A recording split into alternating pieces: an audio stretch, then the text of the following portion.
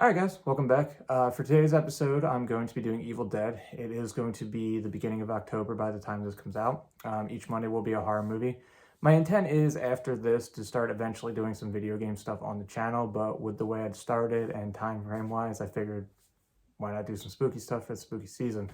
That being said, my first video is going to be on, in case you couldn't tell, the Evil Dead remake from 2013, which shocked me when I realized how that's almost a decade old now. I saw this movie in theaters 3 times, which is wild because I was part of the camp which wanted to kill it with fire because I didn't really like the idea of an Evil Dead movie without Ash. I thought that was kind of like pointless. Like, how are you going to do an Evil Dead movie without the main guy? It kind of gave me Season of the Witch vibes where I'm like, no Ash, no Dice, no like it doesn't make any sense. Then I saw it and actually really liked it. I don't really view this as a remake. I view this as actually Evil Dead 4, and I'll get into that in a little bit, but one of my favorite memories of this is one of the times I saw it in theaters. I brought my buddy CJ with me because we were just hanging out, and I was like, "Hey, let's go see this movie." Told him it was called Evil Dead, and he's watching the movie like this, and then when stuff starts going sideways, he looks me dead in the face and is like, "Is this a horror movie?" I'm like, "Bro, it's called Evil Dead." Like, what? But let's just get into it. Obviously, heavy spoiler warning. If you haven't seen a 10-year-old movie, though, I mean, you're probably not going to by this review, but hopefully you do, and if you do, comment, let me know. But long story short, this movie starts off with actually, before I get to that, anyone who bought the new 4K, is it weird? Like, I popped it in, walked away to do something else, came back before I hit play, and it was weird because it looked like The Ring. Did anyone else have that thought or just me? But not important. So the movie starts off, it's Nobi, Professor Nobi's daughter, kind of wandering through the woods, and then it goes to Professor Nobi, and you find out she's possessed, and Nobi has to effectively kill her to cleanse her soul, according to the people around him, which I have a lot of questions on that, like where it takes place, when it takes place, stuff like that. But it was cool to finally see Nobi outside of like the astral projectile plane and stuff like that, to see him do a little bit more in these films. After that, it goes to title card. And then from there, it goes straight to the main 5 characters. David, Eric, Mia, Olivia, and Natalie, which is funny because it spells demon. And the basic plot of the movie is the main character, Mia, is going to give up heroin. That's the backdrop. And they even preface it before anything happens, like she's going to start seeing stuff. Stuff could be going weird. We can't believe her. She's going to say anything because it's going to take a toll on her body, which I thought was a unique backdrop for a horror movie, because it's like, all right, you take the main characters and give one of them a reason to act like something's going awry, so no one believes them. It actually takes away the why isn't anyone believing them element, which I'm like, okay, that's a really interesting idea. So the movie just kind of goes from there, and then they go into the cabin. But what's interesting is when you first meet the main character, Mia, she's sitting on the Ash's Oldsmobile, the Delta 78 from the original Evil Dead trilogy. So from the door, I'm like, is that where he left the car? Because you could, before the Ash vs. Evil Dead show came out, you could really just watch this as Evil Dead 4. Like, Ash went and did the Army of Darkness stuff, and now all the stuff's still there. Because even when they go into the cabin, you find it's a little disheveled and stuff like that. So they go in, they start looking around. Mia's like freaking out, doesn't want to be there, starts talking about smelling dead bodies, smelling this, that, and the third. So they eventually pull a rug out, and it's like bloody and stuff like that. So they go to investigate that.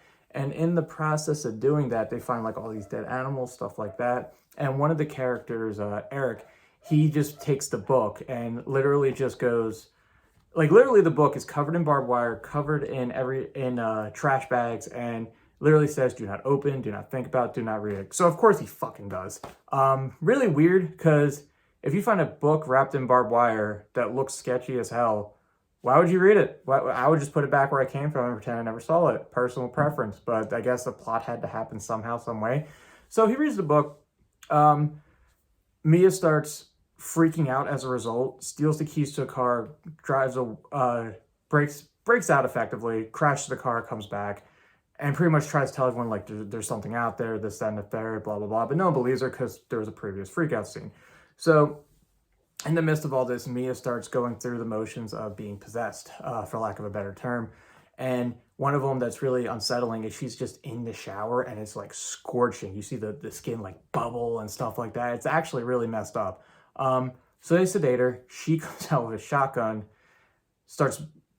she shoots, but her aim isn't great. I don't know if it's the demon or just weak body from the previous scene, like I mentioned. Shoots it, misses David for the most part, but gets him in the shoulder. One of the girls tackle her, I believe it is Olivia, tackles her. She gets thrown up on, and then they knock her in a cellar, a la Evil Dead 2. In the process of doing this, she goes to get stuff to clean herself up, clean up the situation. She begins to get possessed, and then basically cuts her face with a piece of glass. I'm sorry, and then I think it's her boyfriend. They didn't really say. He goes to check up on her, and he just gets wrecked, which begins one of my favorite things in this whole movie. And I know it's kind of dark, but he's basically a horror movie Looney Tunes character at a certain point. He just keeps getting wrecked this entire movie. He gets a needle through the eye in this scene. He gets his hand slit with an axe. He gets shot up point blank with a mill. He just keeps going somehow. He's basically the Scotty from Evil Dead 1, but it's just really, really dark comedy in a way. I don't want to say it's funny, because it's not. The dude's getting tortured. But when you rewatch it a few times and he just keeps going like the Energizer Bunny, you're like, how, dude, just stay down, please. So they end up taking her out. Fast forward a little bit into the movie, Natalie's next. Natalie gets bit in her hand like Ash in Evil Dead 2 as well. And then she just slices her arm off with a turkey cutter, which is kind of funny because that's two references, one from Evil Dead and two, Idle Hands, which I didn't think would happen because in that movie, what's his name? Seth Green comes at him with a turkey baster saying, I'm Leatherface, but the cord's not long enough. And it's funny to me, and I'm probably the only one who laughs at this, because she's next to the wall, so cord would be long enough in that situation. I'm like, guess they solved that problem. And from there, she cuts her arm off. They actually have to take her out, or she's fine for now. I got a little ahead of myself. She's fine for now. They put her down. She comes back with a nail gun, and this is where she shoots up Eric, and they actually take her out. They kill her next. Fast forward a little bit, and the basic plan they have is they're going to burn down the cabin. No one actually, or what's his name? I'm sorry. David doesn't want to go through with it, so he brings Eric outside, leaves him in the car, thinks of a plan to basically bury his sister alive. But to do that, he has to sedate the demon first. So he goes to sedate the demon. Somehow Eric finds his way down there, gets killed in the process, and he puts him in the water, thinks he's at rest or whatever, and then he goes to bury Mia alive. He basically puts a bag over her head, hooks up a heart monitor onto her, and buries her. Like the thing's messing with her like they do in these movies. The Deadites try to make you feel like they're really the person, so you're sympathetic and at your weakest or off guard, and then they attack, and he's like, nope, not falling for that, and he just starts burying her. But before that is he has one of my favorite lines in the movie, which cracks me up. When he's digging the hole initially, he's like, why is the only way the fucking hard way every time? And I'm like, it's life, buddy, right there. So he buries her, she dies, and effectively he cleanses her soul, which is the whole point of this movie. You have to cleanse the souls of these people one way or another. Typically they die in the movie, but he found a loophole effectively because the main plot of this movie that this evil force is trying to get across is it needs 5 souls. It is very ambiguous on these 5 souls, and the reason I bring that up is because in the next scene, basically Zombie Eric's in the house. They go to get him out. And in the process of this scuffle, David locks Mia out of the house and blows up the house. And that's when it starts raining blood and all that.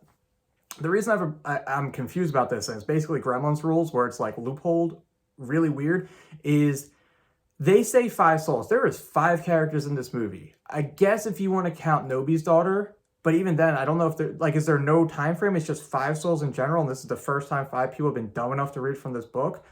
Or early in the movie, the dog dies, and does the dog soul count in this process? I don't know. It's really weird, and I'm just like, where did you get this 5th soul? I need an answer to that, because it's going to make me lose sleep at night. Not actually lose sleep at night, but I just want to know, is it Nobi's daughter, the dog? I'm confused, because he saved Mia, and David never got possessed, so I guess it would have to be both, unless in the process he took the soul. I have no idea, but in the process of all of this, it starts raining blood like Slayer predicted, and then a abomination, quote unquote, rises, which is basically a polar opposite of Mia, and they have a over-the-top tussle, where basically at one point a Jeep gets flipped on this girl's arm. She has to rip her arm off, pull up a chainsaw, and basically cuts this chick in half in order to put it away, and then just starts walking away.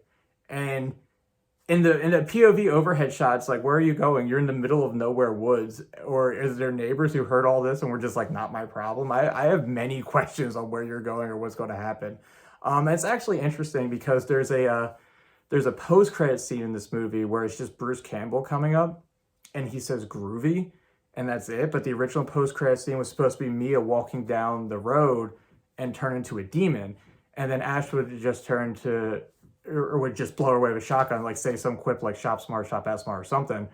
Um, but all that being said, I really enjoy this movie. I was one of the people upon initial announcement, I was like, kill it with fire. It doesn't need to exist. Not my Evil Dead. Whatever you want to say. But all that being said, it's actually a very solid film. The film as a whole, highly, highly, highly recommend, especially during the Halloween season, if you've never seen it.